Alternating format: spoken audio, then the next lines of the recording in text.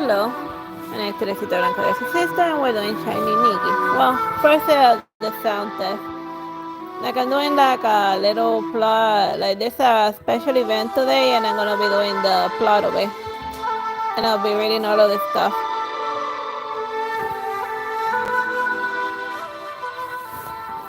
All right, down. All right. So that's the end of that sound test.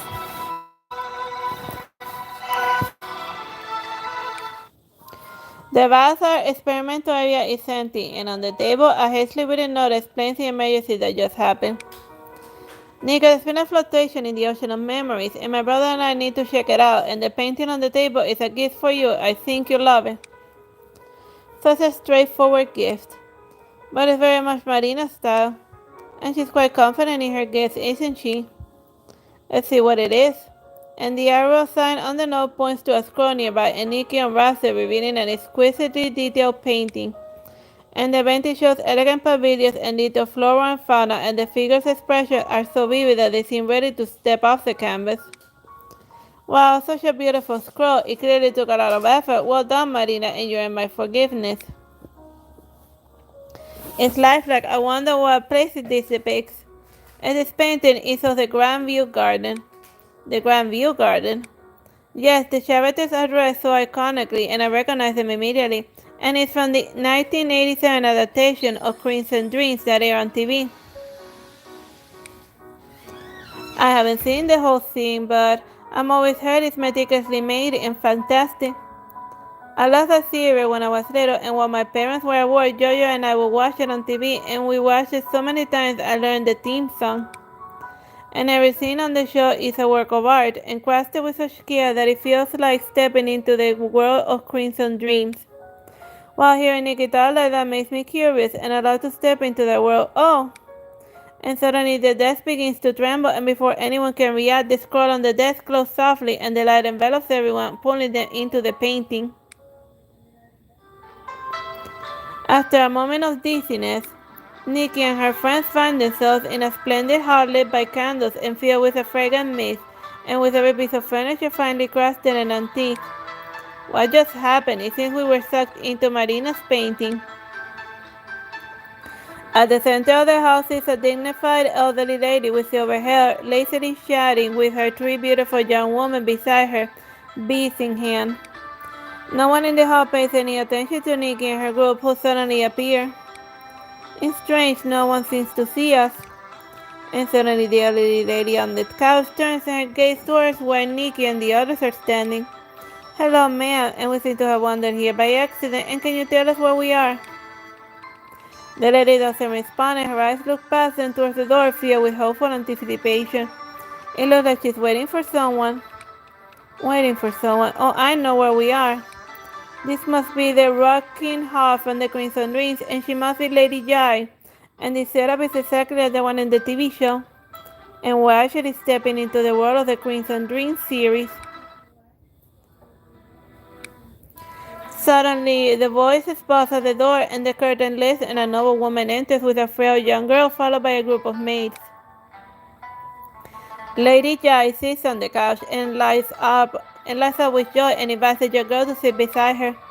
That you come sit next to your grandmother, and since your aunt and sisters aren't dining here, and being a distant guest, and you should sit here.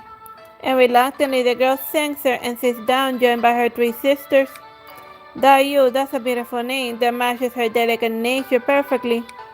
Yes, she's Lin Dayu, the elderly lady is her grandmother. And is she here just visiting? Not exactly, she's here because her mother passed away and Lady Jai brought her here to take care of her. And sadly her father will also pass on, and then she'll have to stay in Jai's household permanently. It's sad, but at least the old lady seems to treat her well. While Lady Jai does on Dayu, living in the house of Dayu is not the same as being at home. And Nikki at Dayu's, reflecting on the furniture audio anxiously and sighing softly. Losing parents so young and having to leave home, that must be tough. As they chat, Lady Jai and her sister start their dinner, and each moment graceful with hardly any sound of the utensils clashing. And Madam Wang sits at the end of the table not eating while the younger one, Si Fei and Li Wang stand behind Lady Jai. And why are the sisters Feng and the others eating, and why do they have to stand and serve instead? It looks so exhausting. In ancient times, etiquette was strict and filial piety was taken seriously. Younger people had to serve their elders with great respect, and the expectations were even more stricter for married women. Is there also a rule that they must sit still after eating? Huh? And suddenly everyone at the table puts down their bowls and chopsticks and sits quietly, and the maid stands still with utensils as if they have stopped. And as the three women wander the scene, a familiar voice calls out above. Nikki, Momo, Teresita, can you hear me? Marina, we're inside your painting. Oh no, the ocean of memories affected the painting. Wow, and what's going on? And this painting was generated from the Crimson Dreams TV series, a world that was supposed to function perfectly. And I didn't expect it to still be influenced by the ocean of memories after turning into a painting. Now your intrusion has caused the Crimson Dream world to deviate from its course, causing the plot to freeze. You'll get stuck. It looks like we're already stuck, and what do we do now?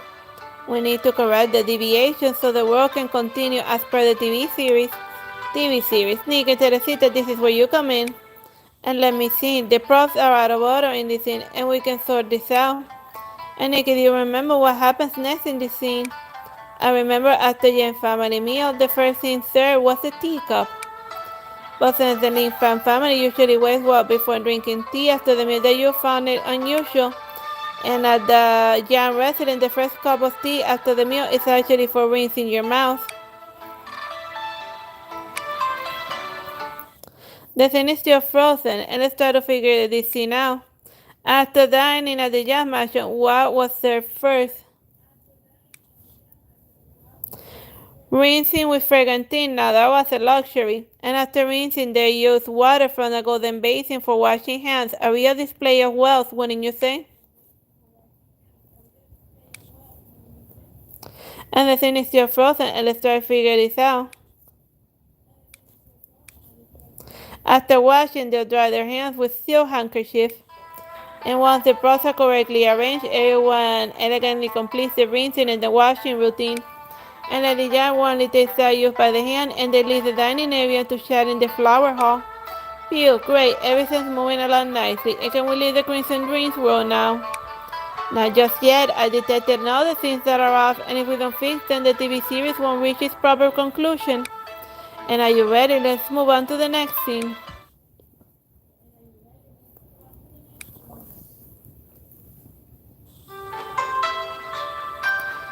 When the scene comes into focus again, Nikki and her friends find themselves in a garden dotted with pavilions and lush green hills.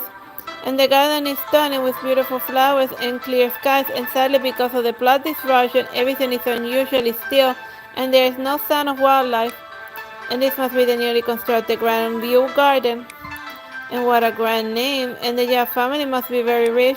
And this garden was built as a retreat for the imperial concubine, Yang Jianshu's visit, and a matter closely tied to the imperial prestige. And among the frozen figures is a group of men, and the leader commanding respect with his beard, seemingly caught in a breeze.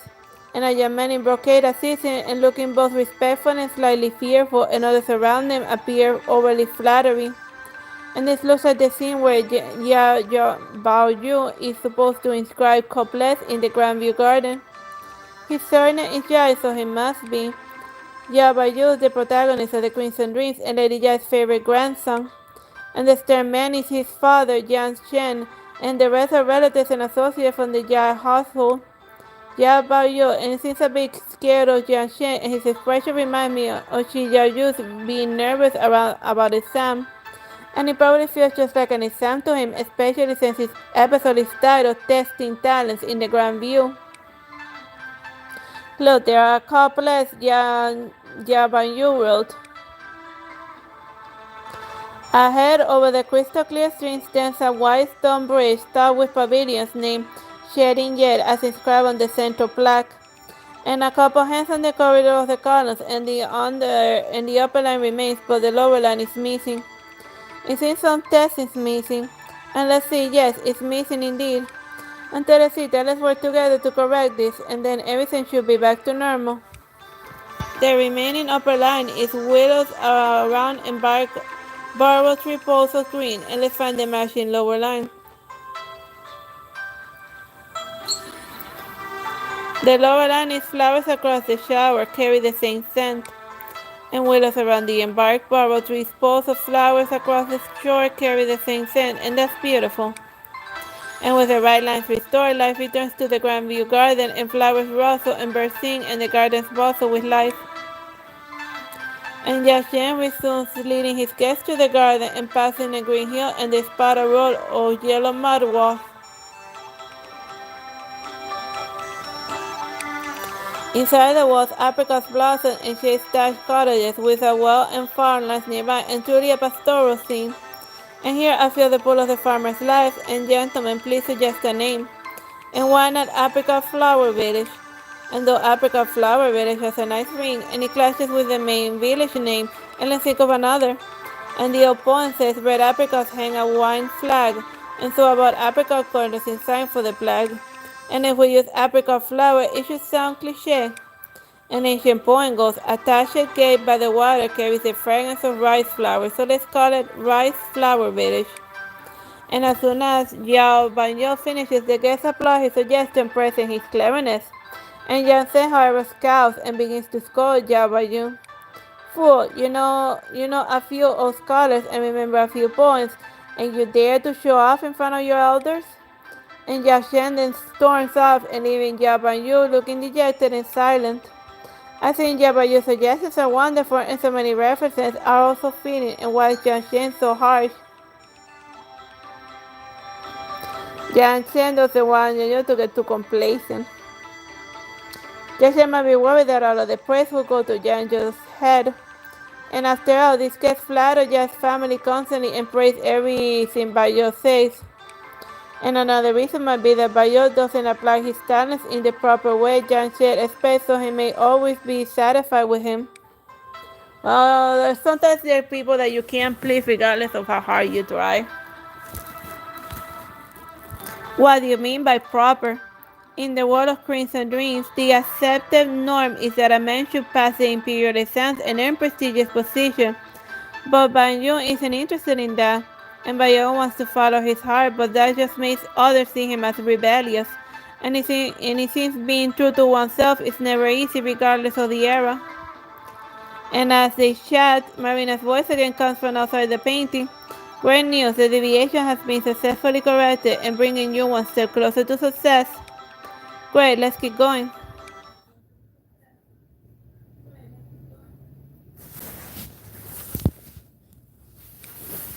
The scenery shifts quickly, and suddenly one of the vibrant flowers begins to fade, and the red petals fall like a mournful rain.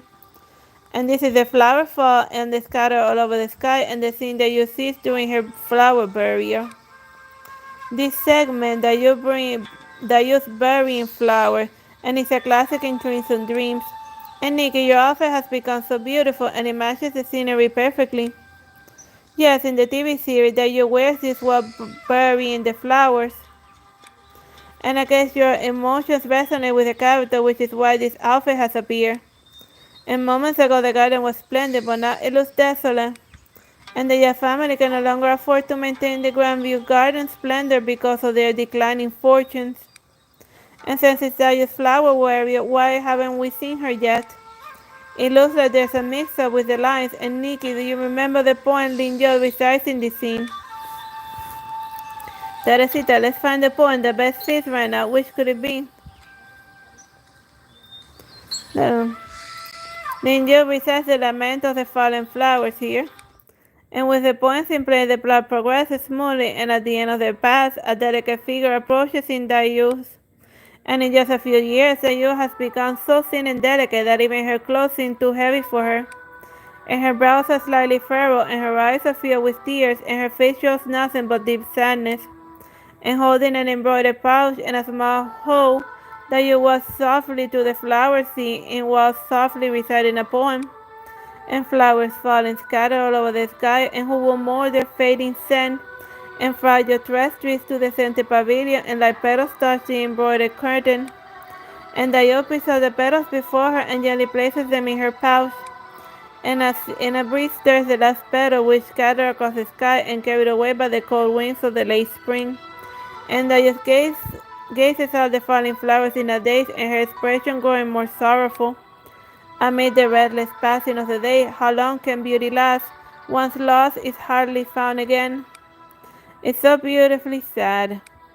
And the Lament of the Fallen Flowers is a classic, but sometimes I wish it had never been written. If it hadn't been, perhaps you wouldn't have experienced so much turmoil and wouldn't be shedding these tears. Isn't she crying over the withering flowers? More than that, the youth is mourned for her own fate, and she feels as adrift and unsupported as these fallen flowers. And even in the young mansion, she often endures complaints and neglect, but has to bear it silently. No wonder she looks more worn, and that you is strong and doesn't want to burden others, and her suffering is often overlooked, and eventually she chooses only to express her emotions whenever she's unseen. Every character in the Crimson Dream follows a natural logic in their actions, and that's part of what makes Crimson Dreams a classic. And as a spirit that you has already dug a shallow grave with her hoe, and she places the sealed pouch filled with fallen flowers into it before gently covering it with a handful of yellow soil. And she occasionally stops to dab away tears from her handkerchief. And where does the soul of a flower go when it dies? Better to place those beautiful remains in a sealed pouch buried in pure soil, free from the world's corruption. Born pure and pure shall they return, untouched by the filth of the world. And today I bury these fallen flowers, but who will bury me when my time comes? And they laugh at my foolishness now, and burying flowers with such care, but who will be there to bury me? And more adrift, flowers are swept up by the wind and disappearing into the distance, and their fate unknown. And the sparrows shift and fly away, and do they remember last year's blooms, and next year new flowers will surely make them forget today's fallen petals. And only the youth watches the drifting petals, and her tears fall quietly in moisture in the lovely branches at her side. And the petals blanket the air, obscuring vision in melancholic wind of spring, and the youth's voice reciting poetry slowly fades.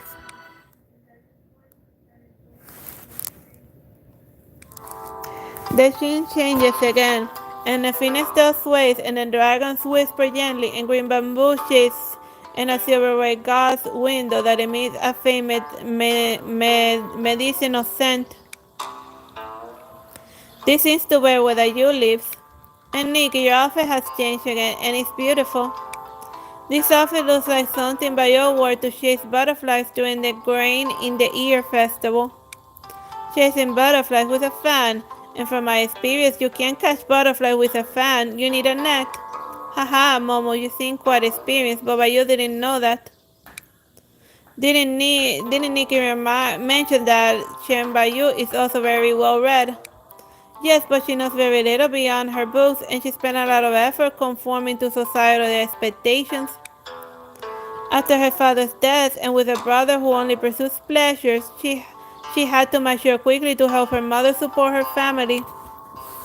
And in other Crimson Dreams, it's really only in this butterfly chasing scene that Bayou briefly lets go societal demands.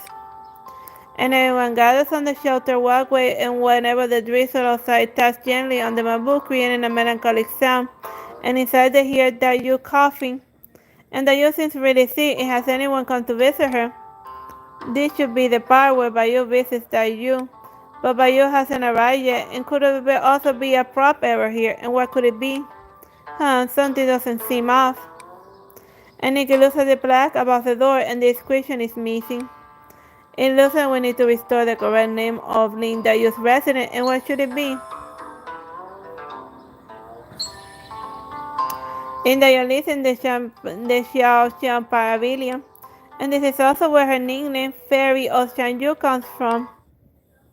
Once the correct name is restored, the storyline starts flowing again, and a young lady in pink, assisted by a maid, braves the rain to visit Dayu, and the visitor is Su Baoxi, and seeing Dayu severely ill, She thoughtfully brings her medicine and tea and wipes the sweat from her forehead and suggests ways to treat her illness.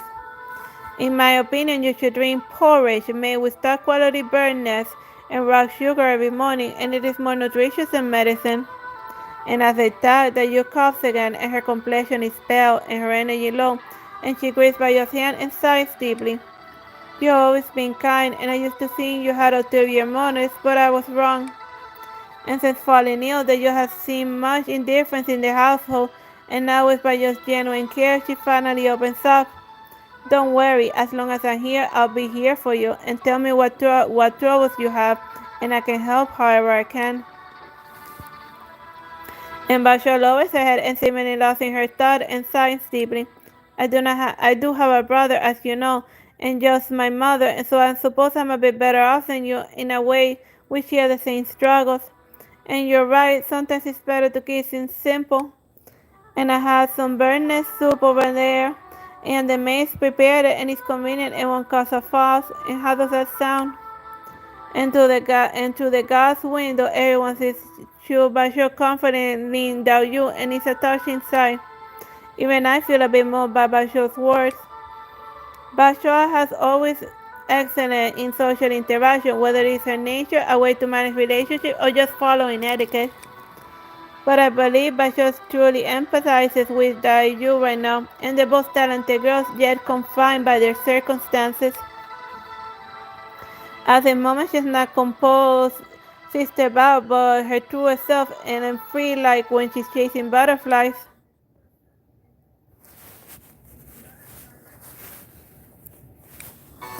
As night deepens and bright lanterns start across the sky and shuddering back and forth in the grand view, and doors open and close and the girls gather somewhere in the garden, chatting quietly. Nikki, Teresita, Mama, great news. The plot holes are nearly fixed and you'll be out soon. And why aren't you responding? Are you not pleased? I'm not sure why, but I feel empty inside and a bit sad. And it must be what sadness feels like. And maybe it's because we're experiencing so many sad, helpless stories. Cheer out, the last scene seems very lively and it's their party. And they're heading to Jabajo's courtyard for his birthday party, the floral banquet. A floral banquet sounds like a party full of flowers. Okay, let's join in. In the Johnson courtyard, the girls are cheerfully gathering around a large table set up on the warm hang. And Jimbayo has thoughtfully placed cushions to keep the frail cold sensitive that you comfortable against the warm hall. After everyone is settled in, Qing Wen arrives with a bamboo tool carved with exquisite flower names, and she sets it on the table, and suddenly everyone freezes in place. They start moving. It looks like there is an issue with the props. This bamboo tool contains sticks for a flower naming game, and a stick bearing a flower and a poem and a drink command, and each poem describes a flower, and it seems that there's a mix-up with the flowers and their corresponding poem. And let's see, the poem for the peony stick is incorrect. And what should the correct poem be? The peony corresponds to red apricots leaning against the clouds by the sun. This line describes an apricot blossoms, and the peony should correspond to, even if indifferent, it still captivates. Once the correct poem is aligned with the peony, the previous stop banquet bursts back into life. And Xinjiang shares the dice cup to choose who draws the next stick based on the number rolled, and it turns out to be Shu Basho is up first. And with a smile, Basho shakes the bamboo tool and draws a stick decorated with a striking peony label, crowning beauty. It's fitting that Miss Basho pairs with the peony, and let's all toast to the Queen of Flowers. And everyone laughs and drinks, and after a few rounds, a song from Fang Wan, and it's Dayu's turn to draw. And Dayu reaches out and draws a stick, and it depicts a hibiscus with the words clear sorrow in wind and dew, and the accompanying poem reads, blame yourself rather than the east wind. And note, enjoy one drink and another will be offered to the peony. Remembering Basho's earlier draw of the peony, everyone chuckles and agreeing that this hibiscus stick suits Daoshi perfectly and no one else. Encouraged by the mood, even the youth smiles, and Baoshi raises her glass and the toast from the opposite end of the table, following the instructions of the stick. So the flower banquet refers to these girls who bloom like flowers in their beauty and vivacity. This drinking game looks so fun, and the flower sticks are beautiful, and the poems are lovely, and I want to try too.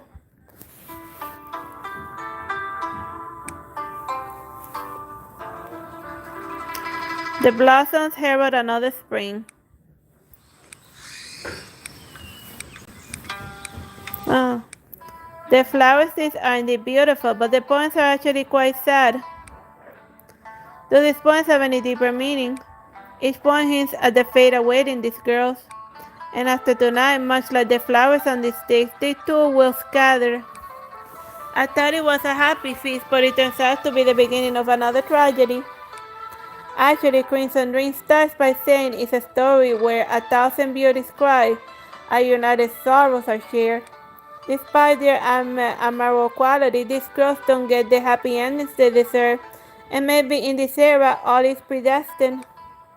And Nikki and the others fall silent amidst the laughter and the revelry of the feast, and feeling the heavy weight of the unknown fate. And in the painting, the girls continue to drink, joke, and laugh until late in the night. And the youth tired leans on one's shoulder, and the girls reluctantly end the party. And as the last loophole is successfully fixed, Nikki and her friends successfully exit the Crimson Dream World and return to the Ark. Welcome back. Mama, why so glum? I wish I hadn't corrected the points on those flower sticks, but then you wouldn't have been able to leave. But if the Crimson Dream's world had frozen, they would have remained in that happiest moment of the flower banquet forever. A destined ending can be changed, but having the courage to face one's fate is something worthy of praise. Sometimes tragedy has more powerful impact than comedies. And sometimes I can't help but wonder what these characters would be like if they lived in Mirrorland. Imagine that their talents and personalities free from the constraints of their era. They'll surely shine bright and maybe even becoming idols for many. Nikki, now you got me intrigued. What if? Stop, though I can't predict what will happen if they came to Mirrorland, and I'm quite sure Marina will cause a lot of trouble. But even if we can't change the ending, we can relive their stories and their highs and lows, and every time the TV series replays. And who knows, a new review and might just offer fresh insight. Exactly, the world of the Crimson Dreams as depicted in the series starts afresh with each broadcast, and it never truly ends. As the scroll unfurls and it transforms the characters' laughter and tears, the family's fortunes and misfortunes into a series of moving images that narrate a heart-ending tale. Alright, so that was the little story of the event. Feels like the morning went by in the blink of an eye. Well, since we still have some time, I'm gonna do one of the like the Mind Maze stories. Cause like the Mind Maze are usually shorter than the main plot. Well, usually.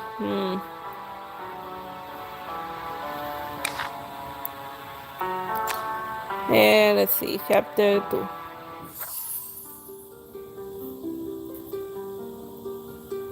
Yeah, that only has 10 stages, so it won't be too long.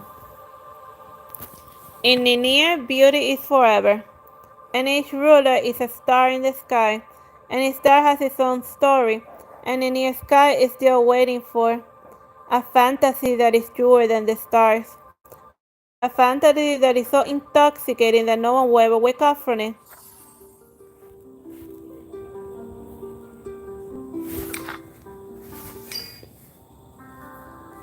Nikki, you're awake. Where am I? I felt like I was dreaming for the longest time. Dreaming? About what? I don't remember, but I felt very light, like I was floating in the sky forever. So you just didn't want to wake up, and here I was worrying about you this entire time. I'm sorry, Mama, but why are we here? Isn't this star heaven? Did you forget we fell into the lake after you put on the crown? And then we came out of the water, and here we are. Sounds like there's something of a celebration going on. Why are we suddenly in Star Heaven? I bet Marina messed up again. And they remember when we traveled through the time and space last time? Yes, and we ended up in Lauren's spirit world last time. And I went in someone else's spirit world this time. That's my guess, but I'm not sure. And the plaza suddenly burst into cheers. And boo boo boo. And cannons fire and ribbons fall in the sky. And this is an unexpected celebration for Star Heaven. And the projector scream at the top of the plaza flickers and the crowd quiets down. And a beautiful figure appears on the screen. The camera zooms in, and she smiles and ascends the spiral stairs decorated with flowers and gems. Do you love me? And Nikki stands in the back, gazing at the delicate and mesmerizing face, and even when zoomed in, yes, and we love you, our queen.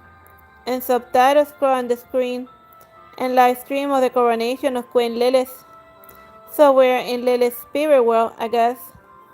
And she looks at the fake crown in her hands.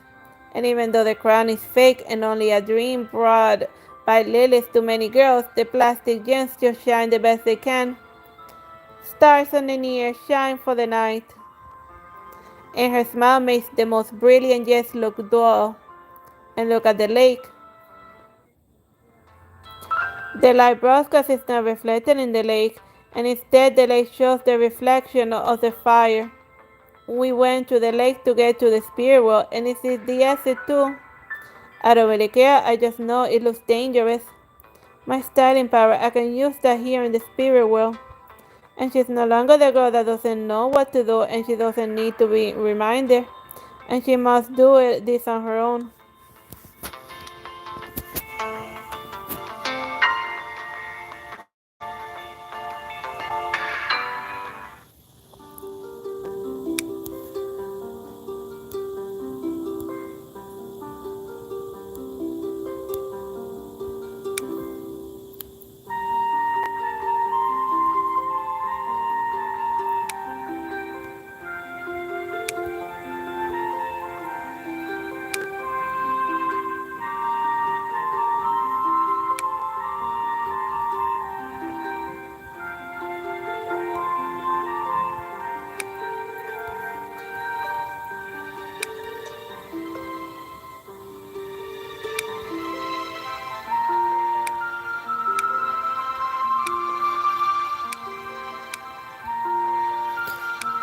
That's a nice outfit for like a night type of scene.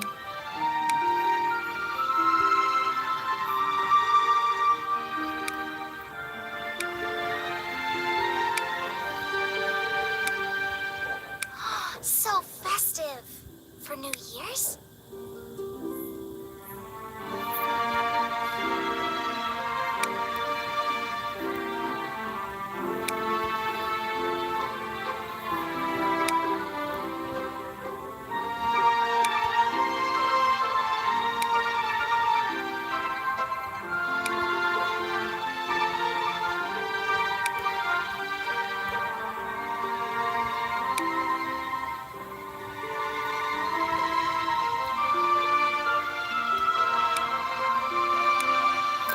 Let's show front and back and off we go.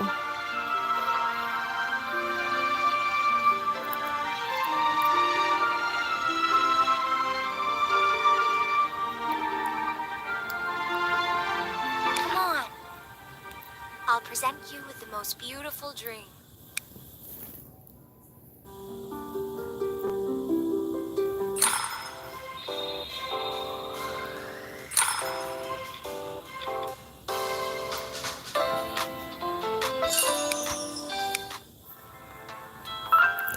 The lake parts and opens the entrance to the distant memory.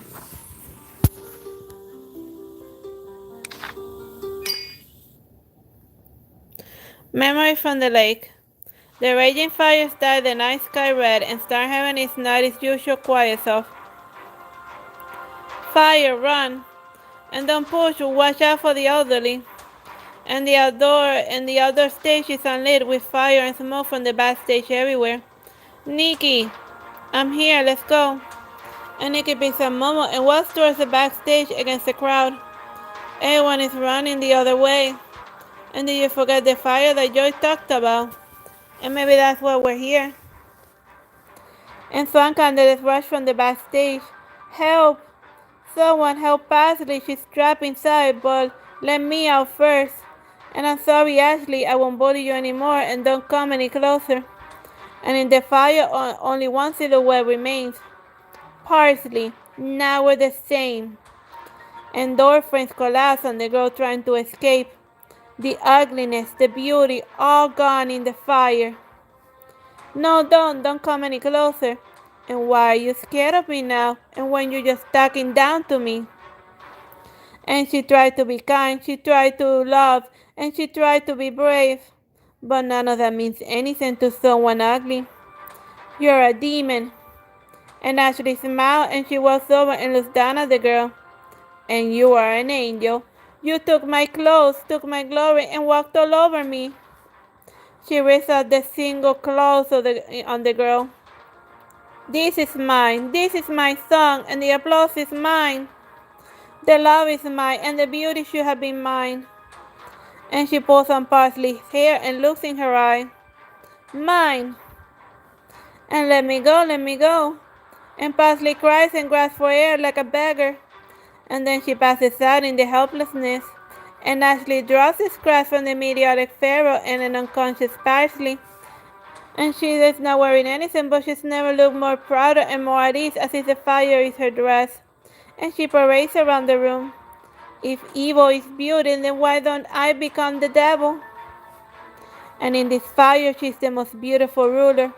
And the fire burns even brighter, like it was fueled by the winds from hell. And this is hell on earth. I'm scared. And don't, this is just a memory. But memories are things that actually happen. Ashley, can you hear me? And do you remember who I am? Ashley looks at Nikki and grimaces. Doesn't that mean she saw us? You can't be waiting for too long. And the fire rushes towards Nikki. Nikki, watch out. And Nikki dodges unconsciously and sees the darkness growing behind her. A cold and terrifying voice echoes through the darkness. An intruder in the Queen's spirit world? Who are you?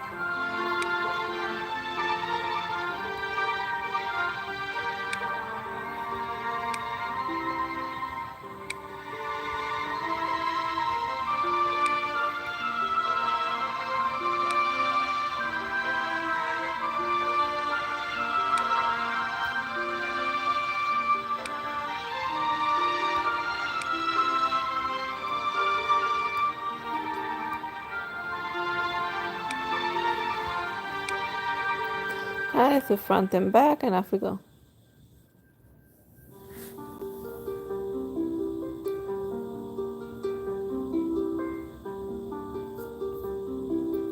Every battle I'm in, victory is the only outcome.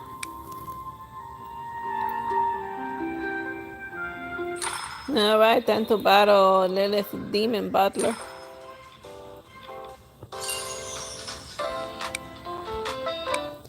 The darkness fades and the fire goes out, and Nikki's back in Star Heaven during the coronation.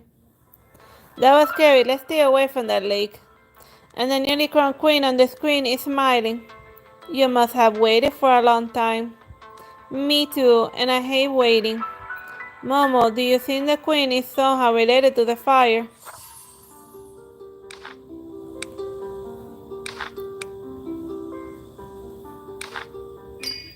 The ascension ceremony starts now. And here we can see Lilith, the queen-to-be, and her brother Luke. And he will represent the family and walk her to the throne. And she was born in an ordinary warm family.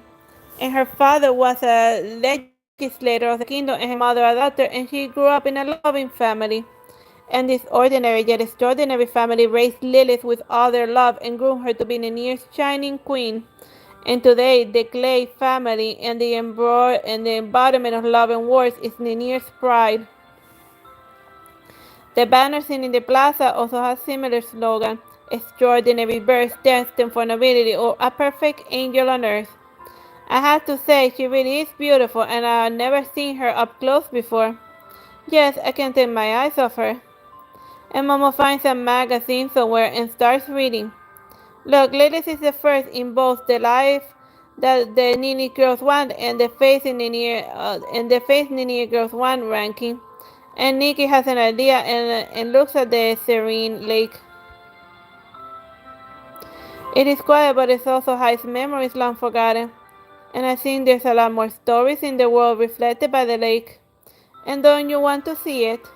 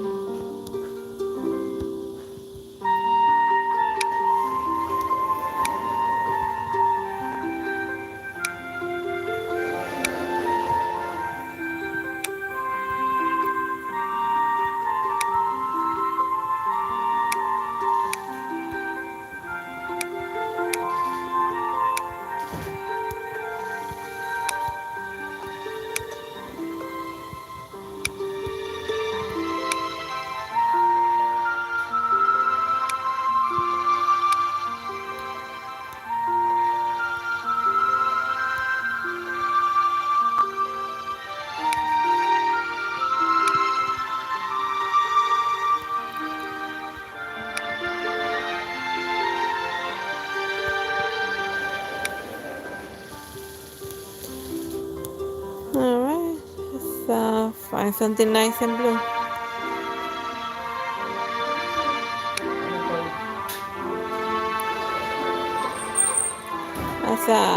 It's colorful.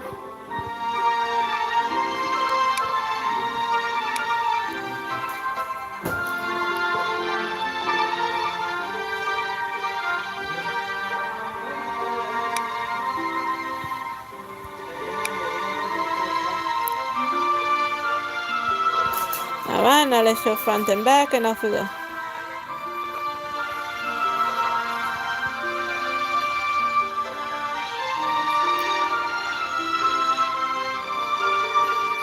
Trust me.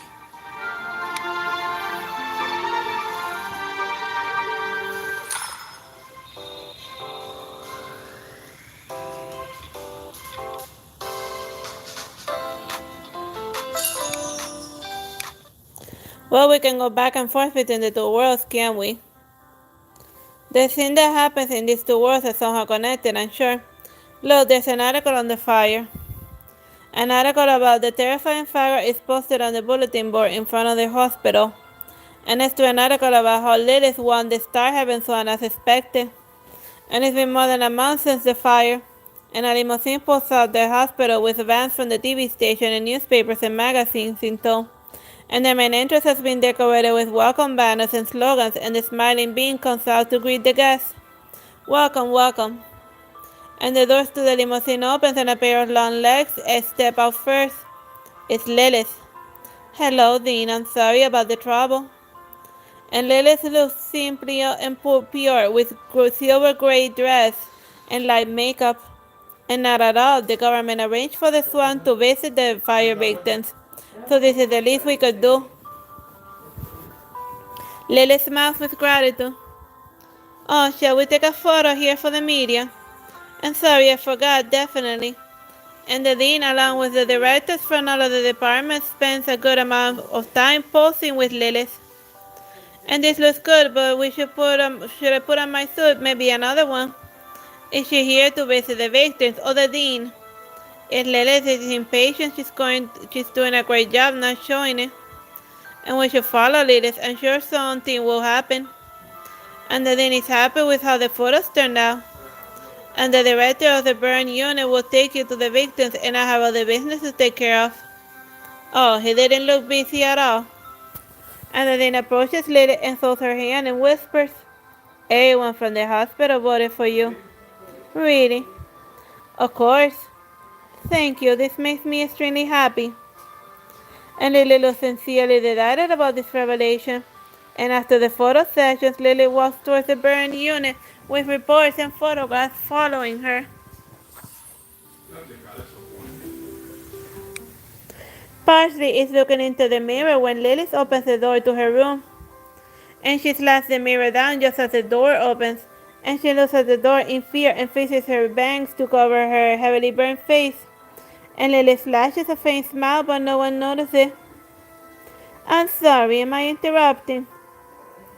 And Lily doesn't go inside and only leans in to greet the patient.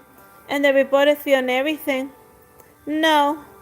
And Parsley shakes her head and Lilith walks into the room. I am Lilith, and the people with me are from Star Heaven News and the morning paper and other magazine.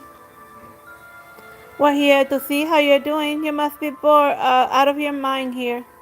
And she smiles and lies like a girl who's talking to people her age. It's almost as if she doesn't care how Parsley looks. I know you. You're the Star Heaven Swan. I knew you were when you opened the door. And Parsley whispers while looking down and playing with her hair. You see my performance. Please tell me if there's anything I need to improve. And she looks at the reporters behind her. But you can't let them hear it, or they'll write something mean. Tell me later, in private. And everyone laughs. And a beauty like Lilith will be forgiven for whatever she does.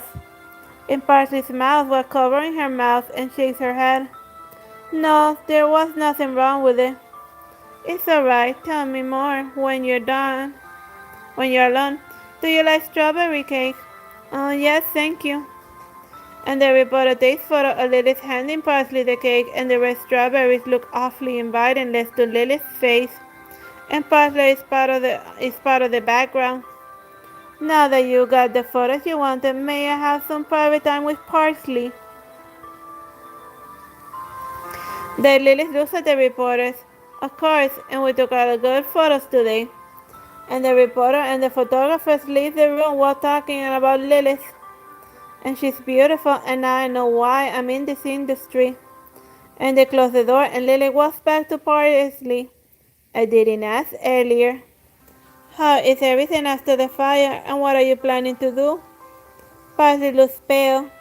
We're arranging skin grafting surgery, and I won't be back to how I look, but at least I will look better. My mother helped me talk to the library about my job, and Parsley crouches onto her blanket and her hands turning white. And that's probably it. And what can I do? I mean, I look like this. Are you crying? Did I say something wrong? No, it's not you, Lilith. I'm just thankful that you're talking to me. But why are you looking at me? And Lily laughs in her soft voice.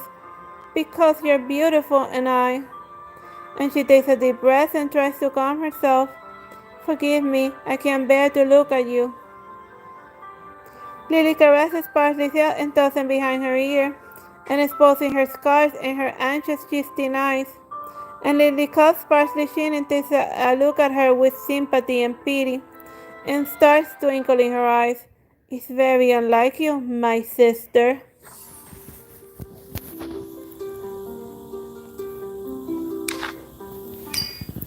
No, you wish you're a demon. And the mirror is drawn at the departed slim silhouette and shatters on the floor. Lily smiles and ignores the screaming behind her. Nikki, did you hear that? And why did Lilith call Parsley her sister?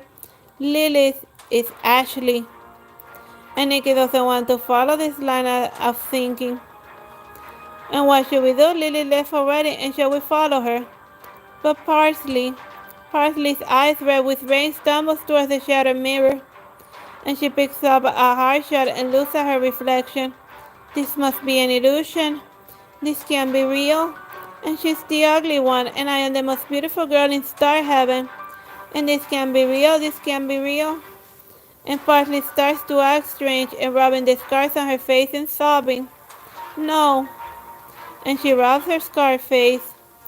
This is an illusion, I am the most beautiful one. Nikki, is she going crazy? And the scars rip and her wounds start to bleed again. But she doesn't look like she's feeling the pain. And what shall I do? And we need to stop her. Something is bound to happen if we don't. Anyone here? Help! And Parsley, stop! And she can't see us, and there's no one outside either, since everyone is trying to get a glimpse of Lilith. And at this moment, no one can help this poor girl in the corner of the hospital. Styling power can change a person's spirit world, and I should try that. Solution to everything. Trying to change the outfit.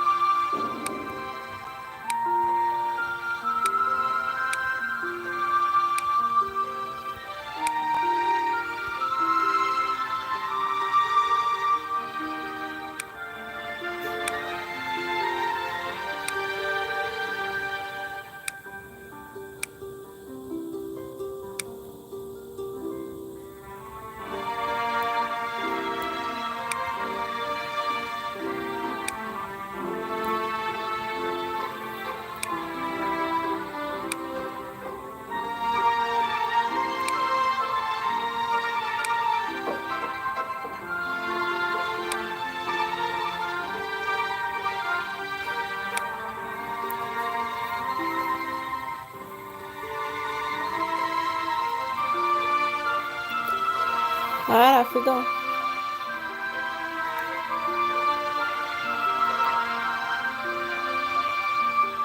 Every battle I'm in, victory is the only outcome.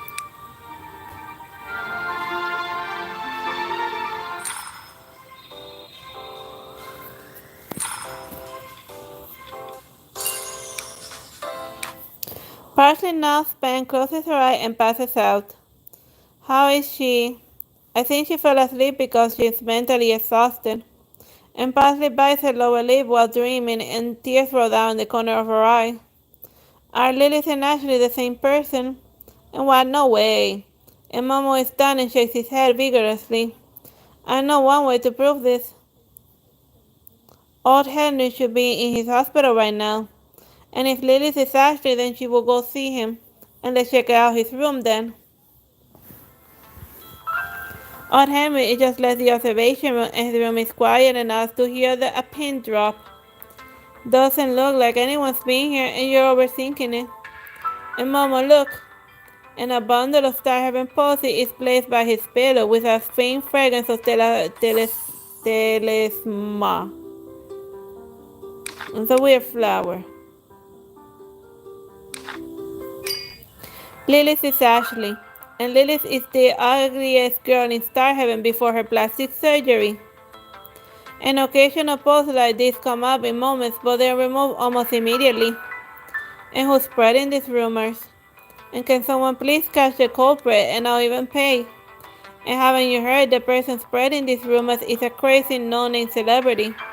And what kind of non-celebrity does this, and doesn't anyone have additional information? And she looks hella scary, and you say she's a celebrity. No wonder she's sending these things all day, and maybe she wants to use Lilith's popularity and the fire to become famous. I liked her when she joined the contest, but now, just ugh. And it is some sort of joke, she looks like that, and she wants to be popular, definitely out of her mind. And people start sending me letters and dead frogs and bloody knives and photos of Parsley with a red X on her face to the hospital. And in the end, the nurses from an asylum arrive at the hospital. I am not crazy, I am not wrong, she's the one. And she destroyed everything I had. And if she becomes the queen, she will take Ninier down with her. You're a box bastard and you're doing the demon's beating. Well, Parsley ended up not being wrong about that. Lilith ended up summoning the goddess of desire and causing crazy illusions in the previous live stream, but whatever. Moving along. Oh, and they cover her mouth and tie her out to a stretcher, and no one is listening to what she's trying to say. And the door to the asylum opens. No. And with eyes open wide, she struggles and tries to escape the darkness about to devour her. But the power of darkness knows no limit, and all it needs is a little bit of doubt or a shadow in someone's mind to spread endlessly. And the cold voice rings out in the darkness again. Was the show a good one, intruder? That's like the demon butler acting up.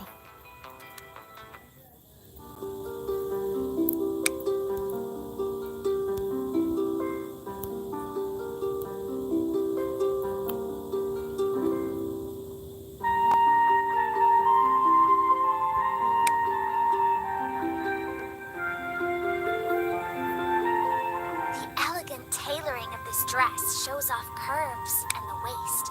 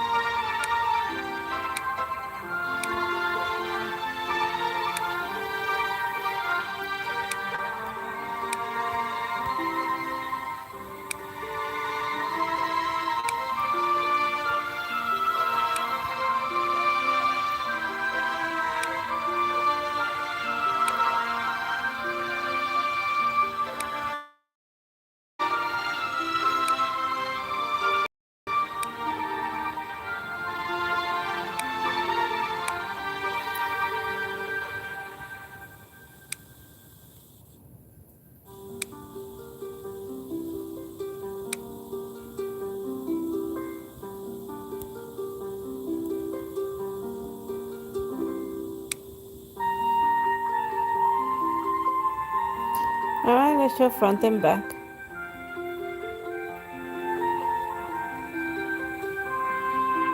That's a nice looking Rapunzel length here though. This time I'll change the ruined future.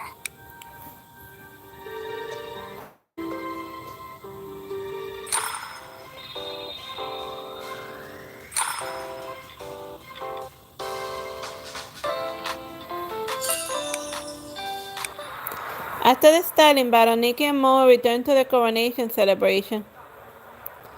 Who was that strange voice? And he spotted us, so why didn't he reveal himself? I didn't see anything, but he said something about the queen, so it must be related to Lilith somehow. And on the screen, the gates on the castle opened slowly, and happy music plays in the background. and people can now see Lilith on her float, and the entire Ninier bursts into cheers, and the sun is starting to descend, but the horizon still shines with the light of the celebration. And Lilith is keeping Ninier in bright as day, and the fire in the lake burns brighter than usual, like somebody is about to be born from it.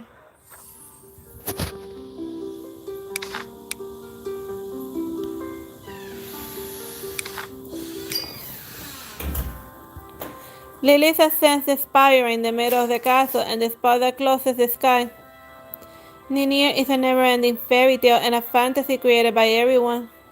And the camera pans to her toes, and every step she takes smells like roses, and beauty is fleeting elsewhere and forever in Ninier. And as she climbs, the shears fade in the background of her glory, and she was slowly to take in everyone's love. And each star has its own story, and she stands in front of the previous queen and looks at her with a tender smile. But I know that Ninier's sky has been waiting for me.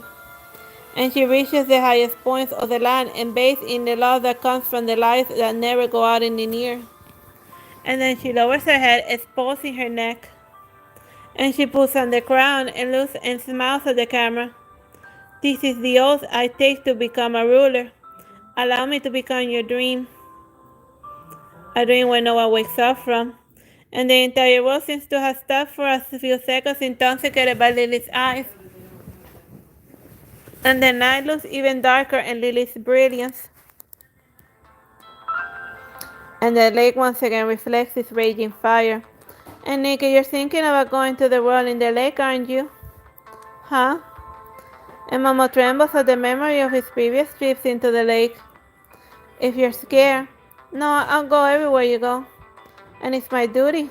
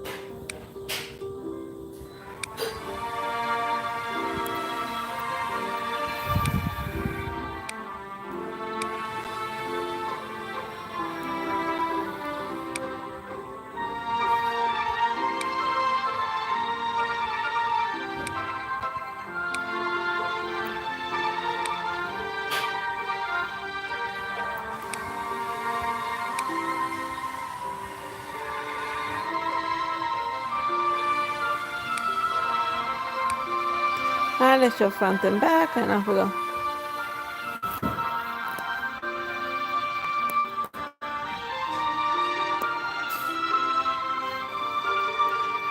I see the causes of the world with my eyes.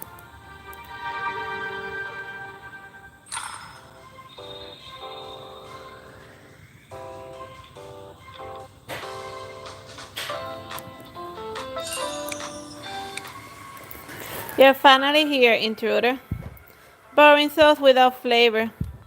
Who's talking? Are you the shadow that attacked us before? I think I need to add some condiments before serving you to the queen.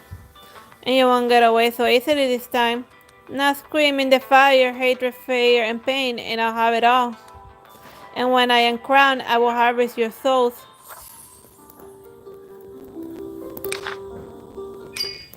The endless darkness becomes a humanoid with hungry fangs. And I heard souls burn in desperation, and I heard screams about desires. I am sorry to keep you waiting, my lady. Who are you? I am the demon that creates evil, the servant that satisfies your desire for only a small reward in return. You want to fulfill my wish? And she stands in the fire, her voice coarse from the fire, but with shining eyes. What is it you desire? Another person's life, wealth, love, fame? If you mean it, I want everyone's love. Nightbell doesn't know what to say. Do you mean everyone? Is that too difficult? Then I shall have the most beautiful face in the world. And as for love, I will attain that on my own. Ashley seems to have fallen into some kind of near-death trance and smiling in front of the demon. And Nightbell bursts into laughter. My lady, please accept my meager but sincere gift, and I'll give you unparalleled beauty so that you may earn the love of the world. As long as before you die from all the torture and pain you allow me to taste. Torture and pain, what do you mean? Every gift from this demon has a price, and the stronger the desire, the higher the price. Yeah, it's the demon butler, alright? I can give you the most beautiful face, but a short lifespan. And I can give you love, but also a mind that will never be satisfied. Your soul will keep asking for more, and it will be empty forever, and you shall live with an unfulfilled desire forever. Will you take my gift? The flames gaze Ashley's skin as dry branches crackle in the fire, and she looks at the flame at the tip of her finger and laughs. I have already experienced an ugly and long life. I choose to destroy it with these hands, and if you can do it, I shall choose pain and death, and give me those along with the happiness. As you wish, my lady. And I've been last as Ashley is engulfed in the flames. Incinerate this doll of a body, and the original sin hides in the best of hypocrisies, and you are evil in its purest form. Now bloom before me. Enjoy, pillage the world. The world belongs to you and start with, belongs to me to start with. And the blackened body gives way to a flawless skin, red lips, ivory teeth, long silky hair, and starry eyes. And she looks down at her new body, hugging and caressing it with greed. My dear Ashley, you may start your plundering now. In the name of desire, I am now Lilith. And she raises her head and laughs. How about you? Who are you? And she looks at Nikki in the eye.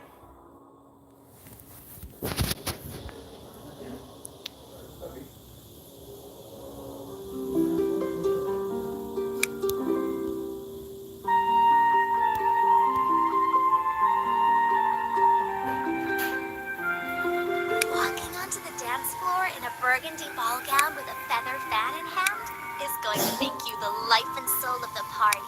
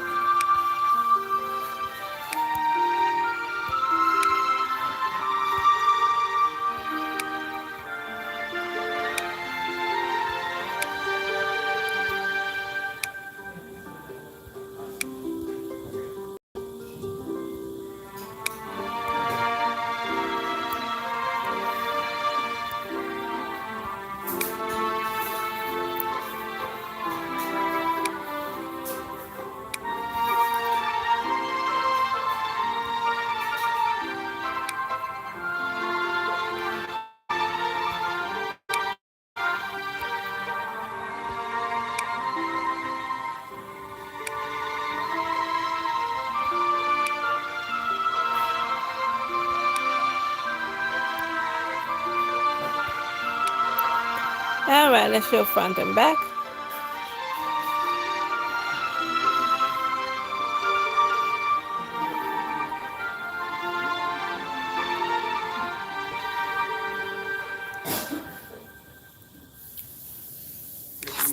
will change the ruined future.